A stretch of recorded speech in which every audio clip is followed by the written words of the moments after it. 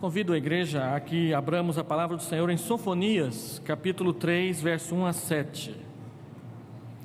Sofonias. Se você pegar o Antigo Testamento de trás para frente, Malaquias, Zacarias, Ageu, que nós usamos hoje de manhã, e o próximo é Sofonias. Vamos ver quem acha mais depressa.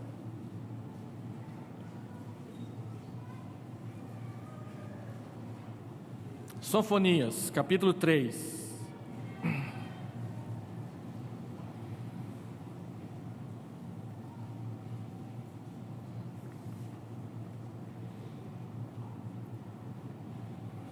Alguns anos atrás, em 2005, eu tinha um desejo no coração que era fazer um sermão em cada livro da Bíblia.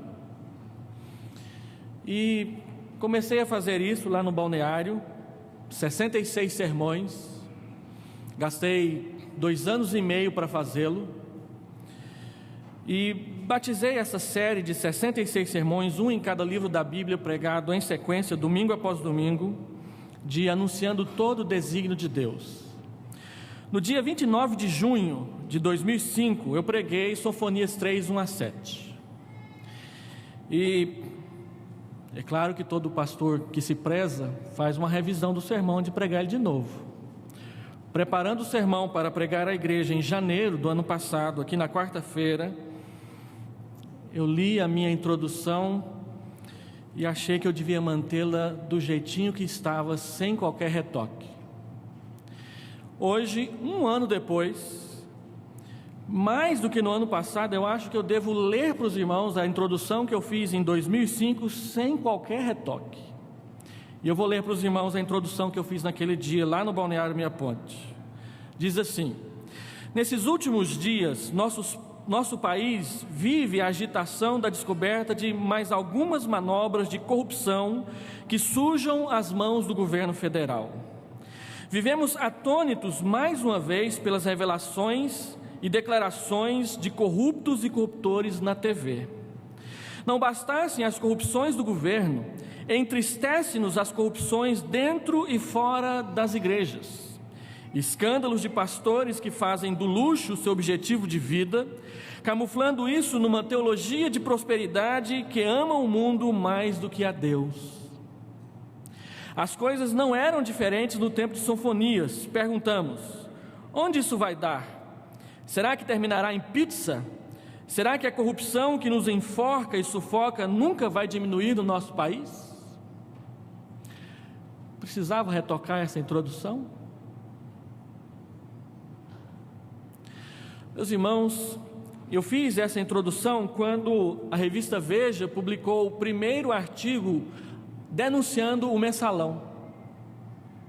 E hoje eu digitei no meu computador, no Dr. Google, a expressão escândalos do governo em 2005. Naquela época eu não quis dizer qual era a denúncia. Hoje nem precisa mais. Mas não eram só as denúncias de corrupção no governo que estavam nas notícias da televisão. Naquela mesma época foram flagrados alguns pastores fazendo algumas coisas erradas e foi para a TV. Parece que os anos passam e as coisas continuam do mesmo jeito ou andando adiante. Nós temos aí terminado, alguns dias atrás, o julgamento que para alguns foi uma grande vitória para a nossa justiça brasileira, mas que ainda, apesar de terem sido feitas as denúncias e também as sentenças, não tem nenhum daqueles senhores de trás das grades na prisão. E tudo está sendo esperado para que aconteça no mês de agosto desse ano de 2013. Mas a palavra de Deus nos exorta e nos ensina que nós devemos dar o sinal, acordar e tocar a trombeta para que as pessoas fiquem avisadas de que, se não houver mudança, se a justiça de fato não for aplicada no nosso país, se as pessoas acham e contam com isso, que poderão, através da advocacia da nacional, conseguir alguma brecha na lei para continuarem livres, então de fato a nação está em perigo. Porque se a justiça falha, todo o resto falhará, uma após outra, logo depois. Como eu disse alguns dias atrás, Sofonias é contemporâneo de Naum, de Abacuque e de Jeremias. Ele provavelmente nasceu na época difícil do reinado de Manassés. O seu nome, Sofonias, significa Deus escondeu. Provavelmente uma menção a das crianças nascidas dentro da família real, que foram protegidas e escondidas para que Manassés não os matasse. A narrativa do texto e as evidências internas demonstram que Sofonias era alguém que era do palácio de Jerusalém, alguém que vivia ali e conhecia bem a estrutura do governo e as pessoas que transitavam ali nas esferas do poder da cidade de Jerusalém. Ele escreve a sua profecia especialmente contra Judá. Se você ler capítulo 1, versículo 4, vai observar que é isso que está acontecendo aqui no texto. E eu já estou pregando sem ler o texto, né? Vamos ler Sofonias 3, 1 a 7.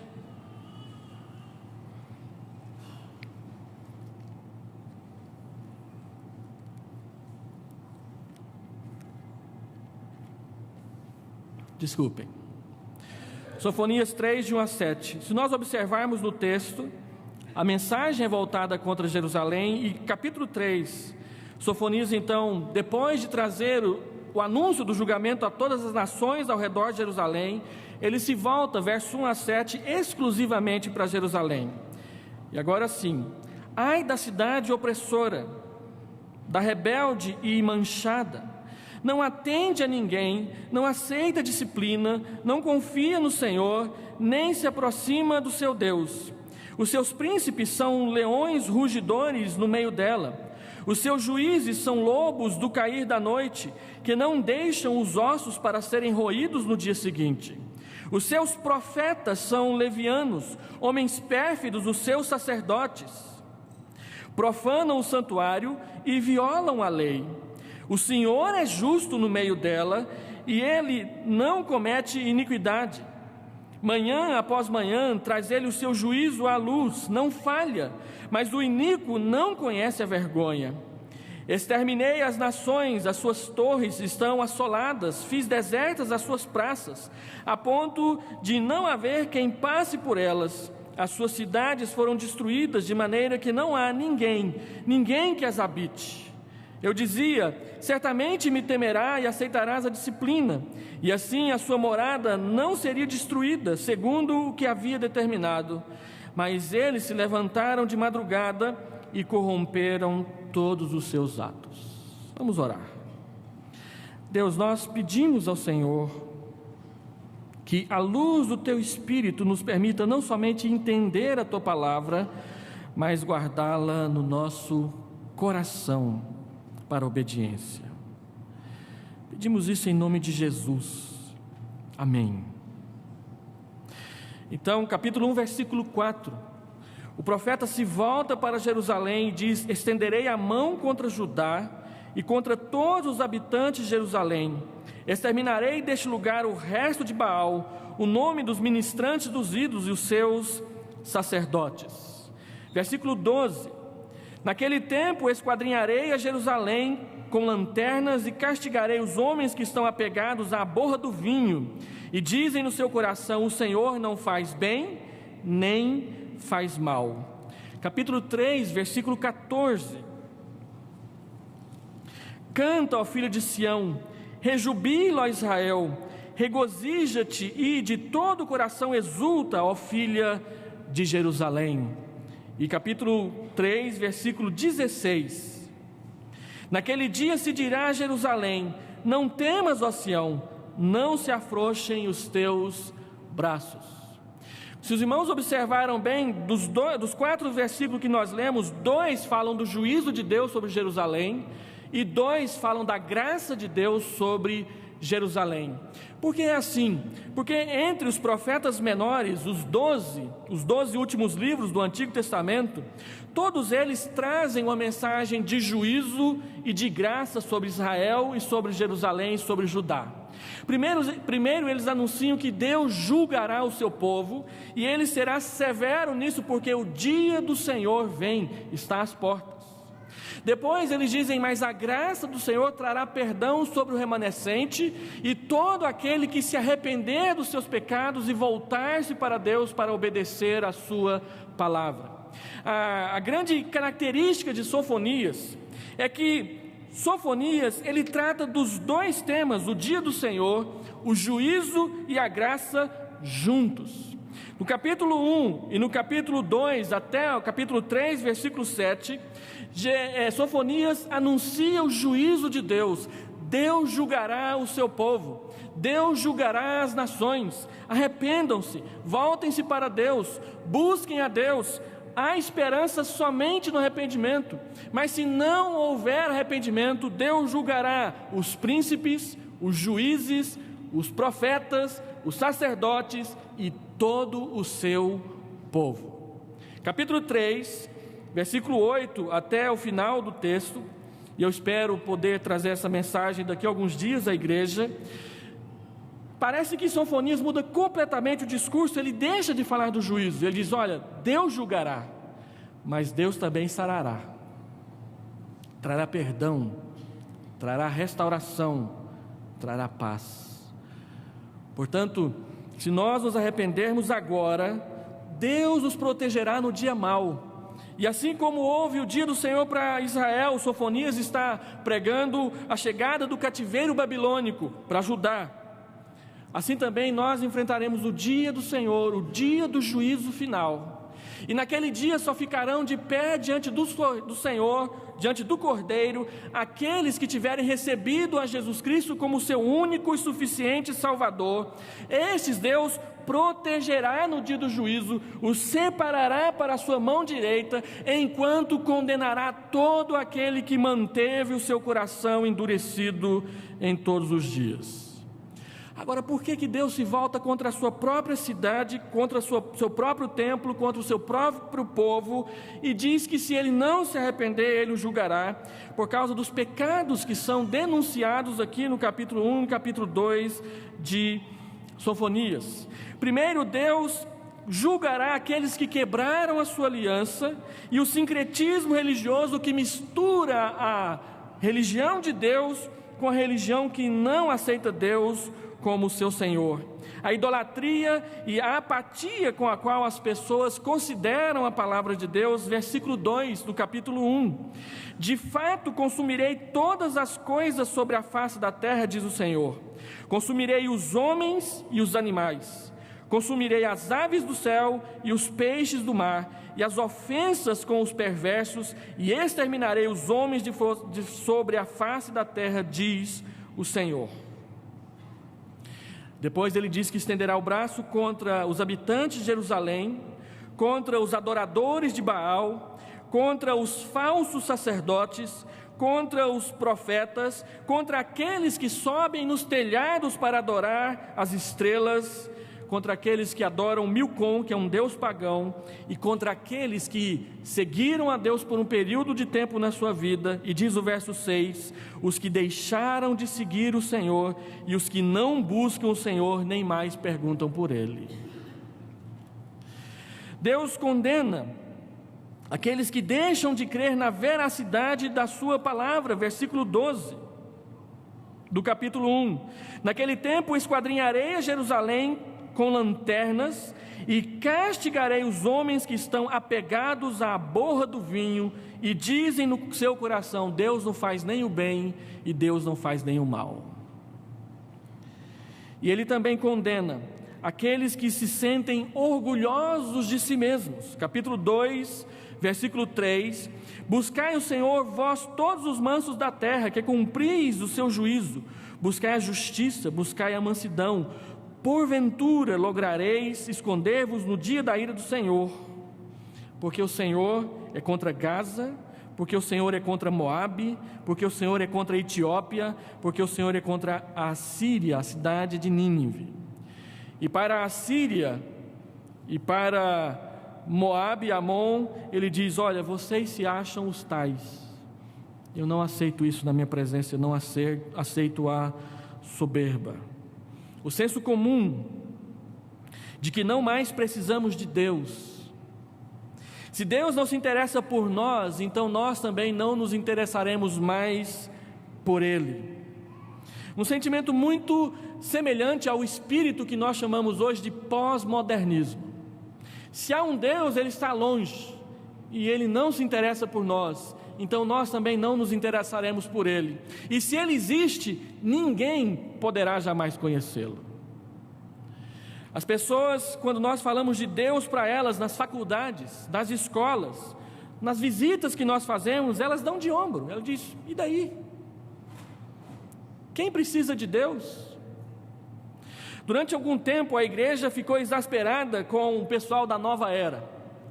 E a Nova Era difundiu vários símbolos pagãos. Dentre eles havia um que parecia um pé de galinha, e ele figurou nos broches, nos colares, nos relógios, nos sapatos de um punhado de gente, aquele negócio para baixo assim, que significava paz sem Cristo. O mundo acredita que pode construir uma paz sem Jesus no meio. O mundo acha que consegue resolver os seus problemas sozinho, mas já faz tempo que ele acha isso, mas não consegue. Ele continua se afundando cada vez mais nos seus próprios pecados, e muitas igrejas têm acompanhado o mundo nesse mesmo caminho. E Deus diz: o julgamento chegará. E o julgamento chegará porque Deus é fiel, e Deus é fiel à sua aliança, e Ele oferece esperança somente àqueles que se mantiverem fiéis a essa aliança. E esse é o tema da próxima exposição que eu quero fazer. Juízo e esperança são colocados diante de nós. Se nós ouvirmos a palavra de Deus, Deus nos dará esperança. Mas se nós endurecermos o nosso coração e fecharmos as nossas almas, Deus diz: haverá juízo. Quando nós pregamos a palavra de Deus, seja no púlpito de uma igreja, seja conversando com alguém num banco da praça, seja conversando com a vizinha sentado diante da televisão, no sofá da sua casa, e você fala de Jesus para essa pessoa e ela ouve o que você disse, somente duas coisas podem acontecer ali, só duas. Ou a graça de Deus alcançar o coração dessa pessoa, se ela se arrepender e ouvir, ou o juízo de Deus pesar ainda mais sobre ela, se ela ouvir e não quiser atender. Não tem um meio termo, não tem uma terceira opção, não tem uma terceira consequência. Quando nós nos assentamos diante de um pastor para ouvir a pregação do Evangelho de Deus, ou a graça de Deus é derramada sobre nós, ou o juízo de Deus é derramado sobre nós.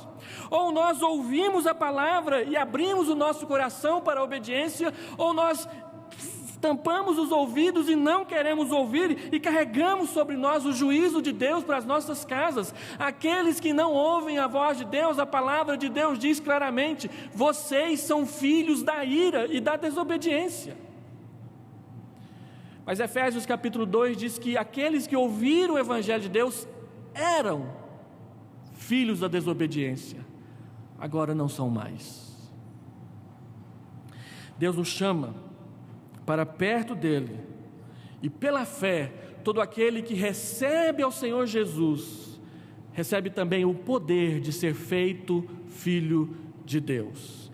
João capítulo 1 versículo 12: mas a todos quantos o receberam, deu-lhes o poder, o direito, a autoridade de serem chamados filhos de Deus. Quem são estes? João não deixa sem explicação, ele termina o versículo: a saber, os que creem no seu nome. Como que eu posso ser livre do juízo de Deus aqui anunciado e ser alvo da graça de Deus proclamada no Evangelho? Recebendo a Jesus, ouvindo a palavra de Deus, obedecendo a palavra de Deus, levando os meus caminhos nessa direção. E assim, Deus diz que a nação está em perigo porque não quer ouvir o seu chamado. Ele diz no capítulo 2, versículo 3, buscai o Senhor. Ele diz em Miqueias, buscai o Senhor e vivei. Ele diz em Oséias, buscai o Senhor enquanto é tempo. Ele diz em Isaías 55, buscai-o enquanto se pode achar. E ele diz em Jeremias 29, 13, buscai-o e o achareis, se o buscardes de todo o vosso coração.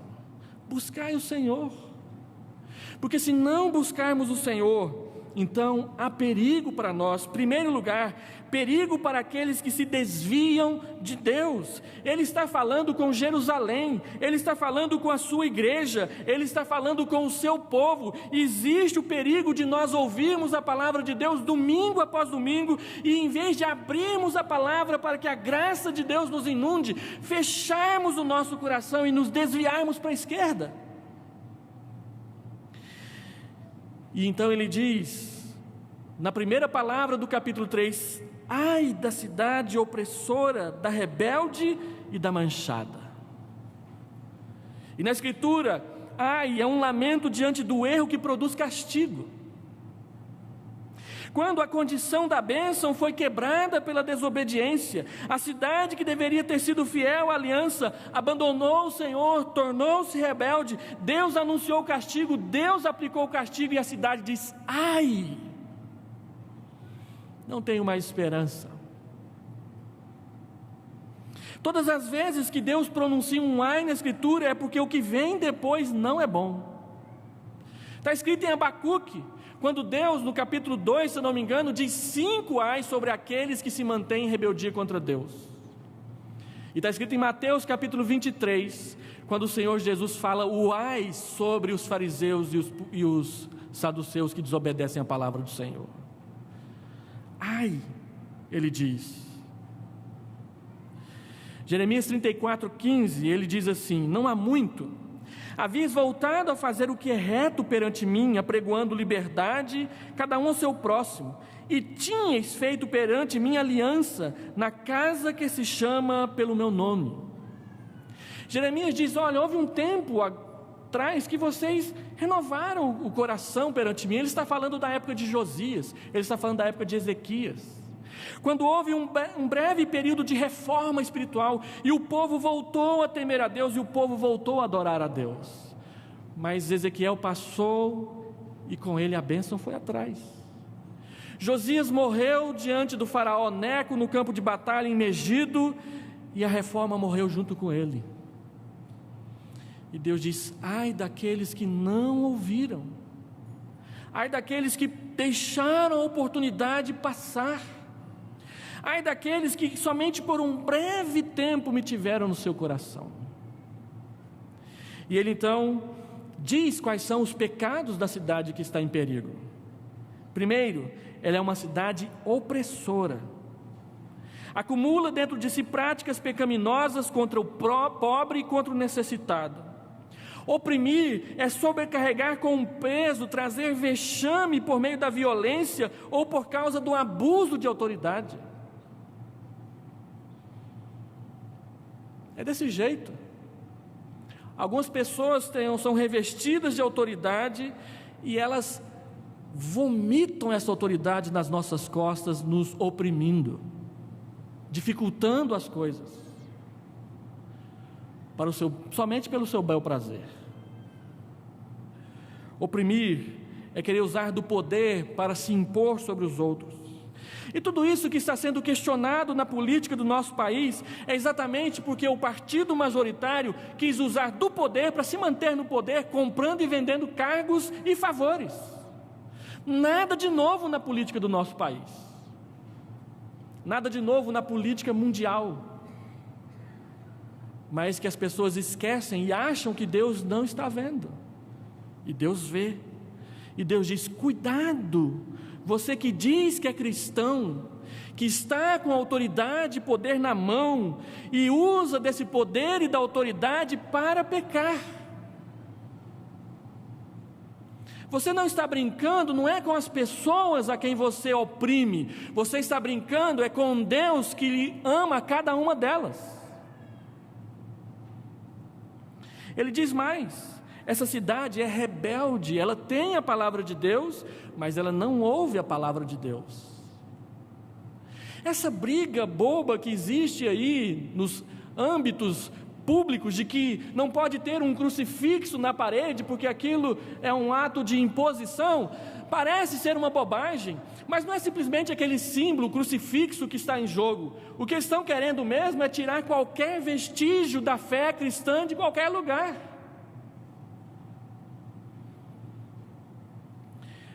Longe de Deus. Nós sabemos qual é a palavra de Deus, mas nós não queremos obedecê-la. A cidade, ela é manchada, estava suja pelas marcas dos seus pecados, pecados públicos, conhecidos da população, aqueles que são cometidos diante dos olhos, e não há quem faça nada para impedir. Será que o Brasil é diferente? Sofonias está falando de Jerusalém, há séculos, há milênios atrás. Por isso, quando o pastor Mauro chegou aqui e disse: vou fazer 10 profecias com respeito ao ano que vem, a gente ficou até curioso, mas não tinha nenhuma delas que a gente pode dizer é falsa. Eu às vezes fico rindo da propaganda do Banco Itaú. O Banco Itaú coloca uma propaganda bonita, laranjadinha, como sempre, e diz assim: para um mundo em mudança, um banco que muda com ele. O mundo está sempre mudando, e algumas pessoas dizem que porque o mundo está mudando, a igreja tem que mudar também. Mas foi James Packer, no seu livro Entre os Gigantes de Deus, que abriu a minha cabeça para entender que o mundo não muda. Pode mudar a tecnologia, pode mudar a moda, e a moda vai e volta. Um dia é saia curta, outro dia é saia comprida, um dia é roupa larga, outro dia é roupa colada no corpo. A gente fala das roupas indecentes das mulheres de hoje, mas quando vai ver as gravuras das mulheres romanas da época de Cristo, é a mesma coisa. O mundo não muda, porque o mundo não conhece Jesus. E para este mundo que não muda, manchado do pecado, a Bíblia diz: cuidado. Quais são os sinais da rebeldia do povo e do individualismo do nosso tempo? Sofonias coloca para nós aqui 4 delas. Primeiro, ele diz que essa nação chamada Jerusalém, versículo 2, não atende ninguém. Você fala, você fala, você fala, mas não ouve, não escuta. Não atender a ninguém significa não obedecer, não dar ouvidos. Quando Israel pediu a Samuel um rei, Israel rejeitou a palavra de Deus, 1 Samuel capítulo 8. O sentido também é encontrado lá em Jeremias capítulo 3, versículo 13, quando diz que o povo não deu ouvidos à voz de Deus, mas foi rebelde. A nação não quis ouvir a palavra de Deus. E Paulo profetiza em 2 Timóteo capítulo 3, versículo 14, que nos últimos dias chegarão tempos difíceis, em que os filhos não mais obedecerão aos pais. Mas não é só esse pecado, não aceita a disciplina, não atende a ninguém, não aceita a disciplina. Quando você capta um erro, quando você chama a atenção, quando você aconselha, quando você diz: não ande por aí, quando você for por este caminho, você vai encontrar um caminho de morte, e a pessoa vai e quebra a cabeça e se machuca, mas continua lá. A nação está em perigo quando você disciplina, e a disciplina não adianta mais. É como aquela criança que quando você bate com a vara, ele faz rir da sua cara. Tem mais, não confia no Senhor. Ele diz: não atende a ninguém, não aceita a disciplina, não confia no Senhor. Se nós não confiarmos em Deus, nós vamos confiar em quem? na nossa saúde que um vírus qualquer, H1N1, H1N2, N3, toma num segundo? Essa semana nós vimos que em Campo Grande está tendo mais uma epidemia de dengue. Disse várias vezes que se nós mantermos criadouros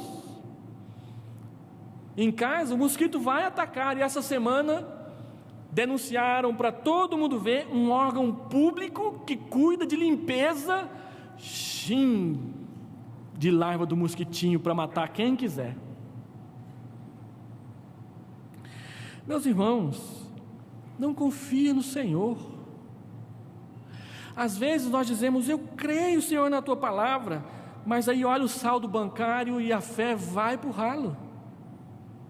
Eu creio na Sua palavra, e aí a esposa olha com aquele olhar por cima do óculos e acabou. Eu creio na Sua palavra, o filho faz uma bobagem, e aí você entra em desespero. Ele diz: essa nação não confia no Senhor, por isso o perigo está à porta. Tem mais, quarto lugar, ela não confia no Senhor e por causa disso não se aproxima do seu Deus, nem se aproxima do seu Deus. Tiago capítulo 4 diz: chegai-vos a Deus e Ele se chegará a vós. Humilhai-vos sob a poderosa mão de Deus e Ele em tempo oportuno vos exaltará. Sejam conhecidas diante do Senhor as suas petições e Ele te ouvirá. Perto está o Senhor daqueles que o invocam, daqueles que o temem e daqueles que o amam. Sofonias olha para Jerusalém e o que ele vê é isso. São os pecados da cidade. E esses pecados que Sofonias está enumerando não são encontrados em um ou em outro, numa pessoa famosa ou numa pessoa que tem influência. Ele diz que ele está vendo isso no coração, na prática do povo de Deus, que abandonou a sua palavra. Notem que os pecados descritos são todos relacionados com questões individuais, de decisões pessoais. Sou eu que tenho que atender quando alguém fala. Sou eu que preciso acatar a disciplina quando ela tem a ver comigo. Sou eu que preciso confiar em Deus. Sou eu que preciso me aproximar de Deus. É para cada um que ele fala e que nós precisamos atender. Por isso, em segundo lugar, ele diz que o perigo que já se disseminou no meio do povo, ele tem maus exemplos. E ele então diz no versículo 3 e no versículo 4, que assim como há perigo para o povo, pessoalmente, há perigo também para a liderança, porque os líderes surgem do meio do povo. Se o povo é mau, os seus líderes serão maus. Se o povo não é consagrado a Deus, os seus líderes também não serão. E aí, Sofonias distribui acusações severíssimas para 4 tipos de liderança. Primeiro, ele diz que os príncipes são leões rugidores no meio dela. Os príncipes estão sempre rugindo a sua autoridade. Estão sempre fazendo aquela famosa pergunta: você sabe com quem está falando? Na hora de receber uma multa, na hora de receber uma reprimenda, na hora de dirigir embriagado. E eu fico muito preocupado quando às vezes à porta da igreja eu vou cumprimentar alguém e o que eu sinto é o bafo do álcool. Ainda que no dia seguinte no Facebook as pessoas digam: esses pastores são demais. Por que será? Não, você não sabe com quem está falando? Não, eu sei com quem eu estou falando. Eu estou falando com pecadores, assim como eu também sou pecador. Ele diz mais: os juízes são lobos ao cair da noite. E ele diz: os juízes da cidade, eles não deixam ossos para serem roídos no dia seguinte. Eu conheci um juiz uma vez, e ele se gabava de, juntamente com os seus colegas bebedores de cerveja, fecharem o boteco às 4 horas da manhã. Eu fechei o boteco, o juiz da cidade. E aí fica aí 10 anos para julgar uma causa, porque fica a noite inteira bebendo, gastando o dinheiro que deveria ser para sustentar a sua família, e não para poder ficar como um tonto. E está sim de gente poderosa nesse país, que não consegue enxergar 1 centímetro na frente dos olhos, porque está bêbado.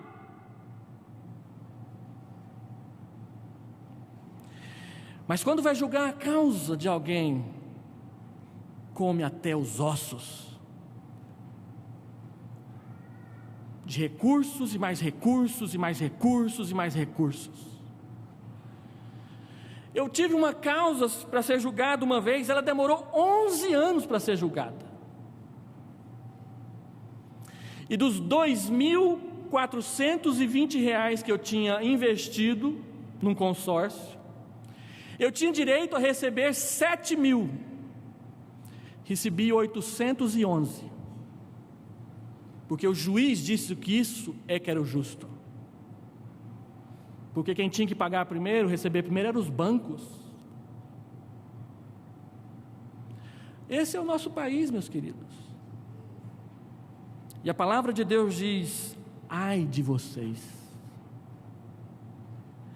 Mas não são só para os poderes públicos que sobram reprimendas, não. Ele se volta para a igreja. E ele diz: os profetas são levianos. O que adianta eu vir aqui, colocar força na minha voz e falar dos juízes e dos príncipes? Ele diz: os profetas e os sacerdotes também estão contaminados.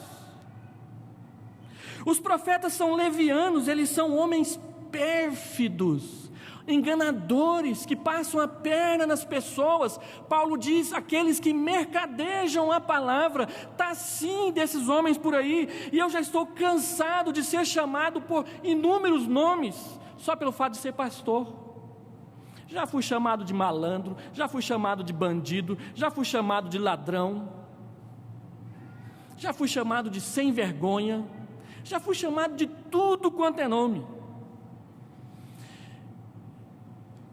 Nem posso comprar um carro financiado, porque ninguém confia em mim.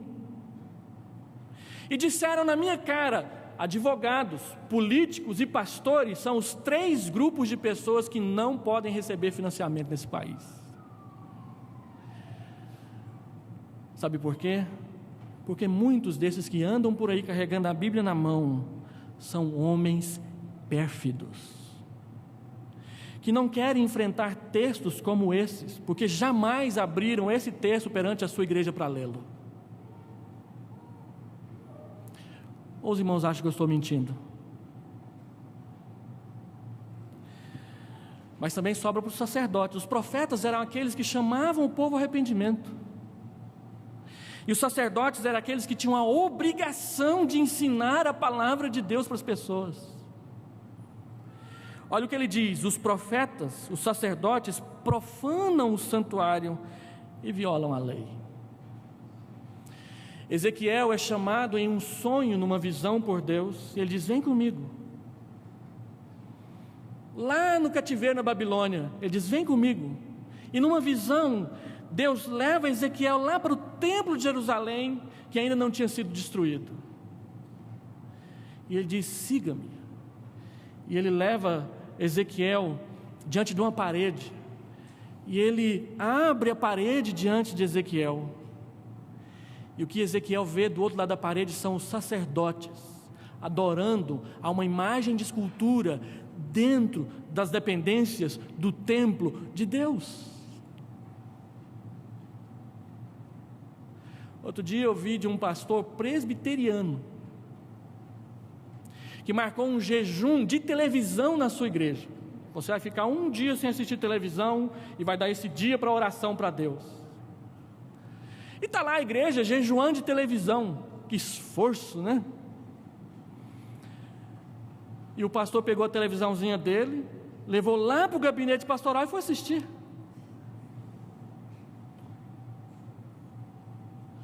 Um pastor presbiteriano chamou a igreja para jejuar,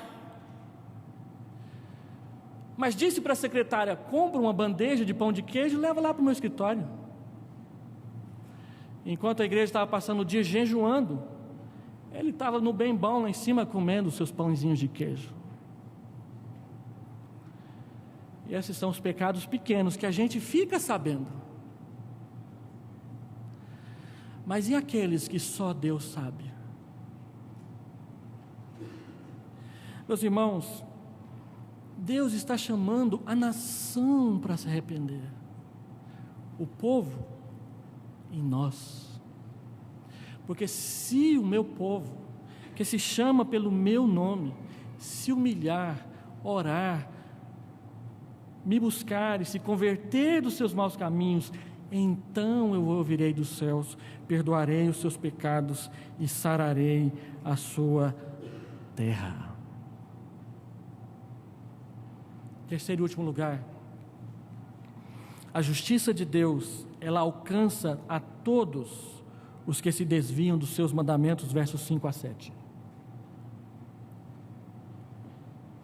A justiça de Deus, que deveria ser o nosso motivo de maior alegria, pode se transformar no nosso maior motivo de preocupação.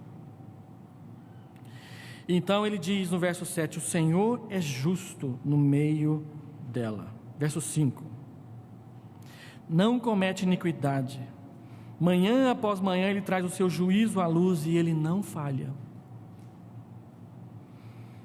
E então ele usa uma adversativa, mas o iníquo não conhece a vergonha.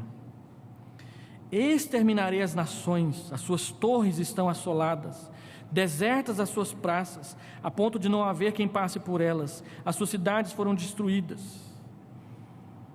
E ele diz de nós, certamente me temerás, e aceitarás a disciplina, e assim a sua morada não será destruída. Mas não é assim que ele termina o texto. Mas eles se levantaram de madrugada e corromperam todos os seus atos. Deus está falando de Jerusalém, a sua igreja. Meus irmãos, Deus é aquele que nos protege, mas Deus também é aquele que nos julga. Deus lamenta a escolha dos rebeldes e deseja o seu arrependimento. Ele diz, eu dizia, o meu povo me temerá. E ele diz, mas o meu povo se levantou cedinho para buscar o pecado. E a mensagem de Deus é muito clara aqui nesses versos. Somente o arrependimento que começa na igreja poderá impedir o castigo que alcançará o nosso tempo, o nosso país e a nossa nação. Somente o arrependimento que começa na igreja poderá impedir o castigo.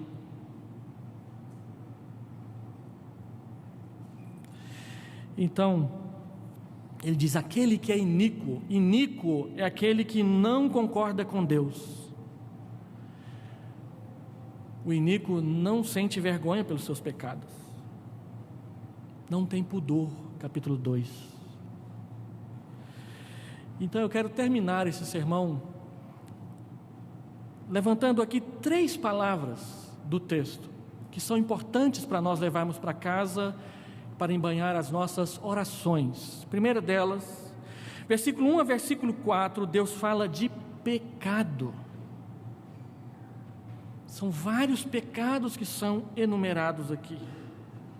Se Deus fala de pecados e nós sabemos que Deus é aquele que perdoa os pecados, então nós precisamos sim confessar a Deus os nossos pecados. confessar sinceramente a Deus os nossos pecados. Precisamos confessar os nossos pecados, nos entristecer por eles e abandoná-los na presença do Senhor.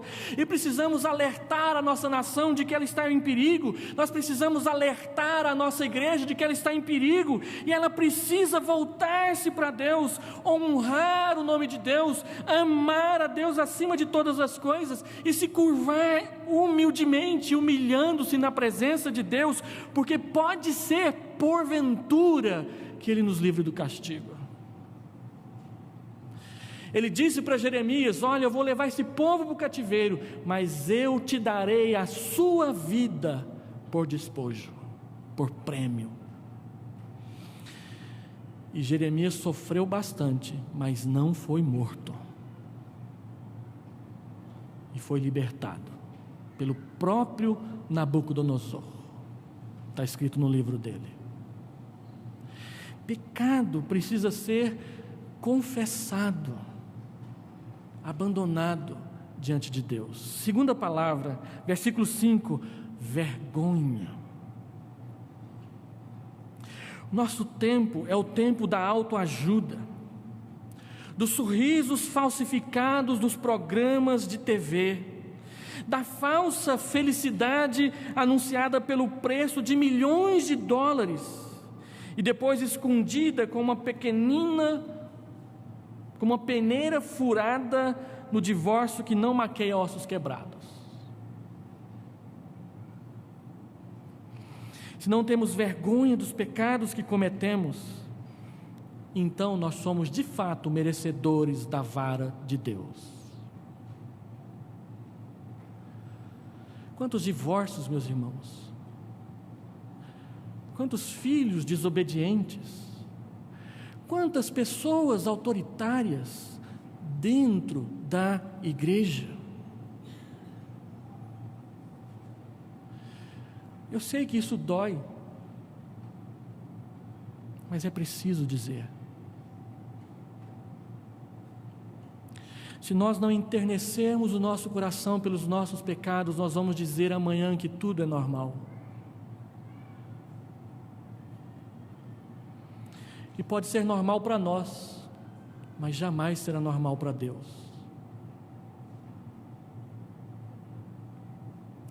Se nós não entendermos o que significa vergonha, nós vamos continuar tirando a nossa roupa para qualquer um. Nós vamos continuar virando as noites, envergonhando o nome de Deus diante da tela de um computador. E depois não viremos à escola dominical porque estamos cansados. E a última palavra é a palavra arrependimento. Versos 6 e verso 7. Certamente me temerás. Eu dizia. Arrepender-se é entristecer-se pelo pecado cometido. E não só desejar, mas buscar a mudança. Na porta dessa igreja, alguém uma vez disse: você não tem vergonha de ir para a cama com seu namorado? Eu disse: eu tenho. A gente peca, a gente pede perdão para Deus e amanhã a gente peca de novo. E se isso pode ser dito na porta dessa igreja, pode ser dito em qualquer lugar, porque ninguém nos respeita mais. Esse é o nosso tempo, essa é a nossa época, essas são as nossas dores, mas também é a dor do nosso Pai que ama cada pessoa dessa terra. Deus amou o mundo de tal maneira que Ele ousou dar o seu Filho único para que todo que nele crê não pereça, mas tenha a vida eterna. Arrepender-se é o primeiro passo para que a fé possa operar. É o primeiro passo para que você possa levantar os seus olhos. É o primeiro passo para que você possa ficar livre das correntes da escravidão, do pecado atrás de você. É o primeiro passo para que os seus grilhões caiam no chão. A palavra de Deus diz: se o meu povo se humilhar. O arrependimento é um único meio de mudança ordenado e aprovado por Deus. Não tem outro caminho. Eu estava em São Paulo assistindo uma aula de mestrado, andando na porta do Mackenzie, veio um mendigo na minha direção. Ele me segurou nos ombros e diz: o que eu faço para ser feliz? E eu disse: entrega a sua vida para Jesus. E ele então respondeu: não tem outro jeito? Eu disse: não tem outro jeito. Então ele me soltou e foi embora. Meus irmãos, quantas vezes nós já ouvimos isso e vamos continuar ouvindo, mas também ouviremos as pessoas ouvindo e mudando e sendo transformadas. Porque Deus prometeu. Arrepender-se é poder ouvir outra vez a voz de Deus nos falando através da sua Bíblia. É você ler e sentir o prazer e o gozo de que Deus fala. É voltar para casa numa noite como essa e não somente falar: gostei, não gostei do sermão do pastor, foi legal, foi bom, que joia, esse pastor abençoado. Não, é você voltar para casa numa noite como essa e falar assim: Deus falou comigo e eu quero ouvi-lo, para o meu bem, para a minha paz, para a bênção da minha casa. E assim, meus irmãos, arrepender-se é poder ouvir a voz de Deus outra vez, chamando: volta, volta, volta. E você pode fazer isso hoje. Você pode fazer isso aqui. Você pode fazer isso agora, livremente. Vamos orar.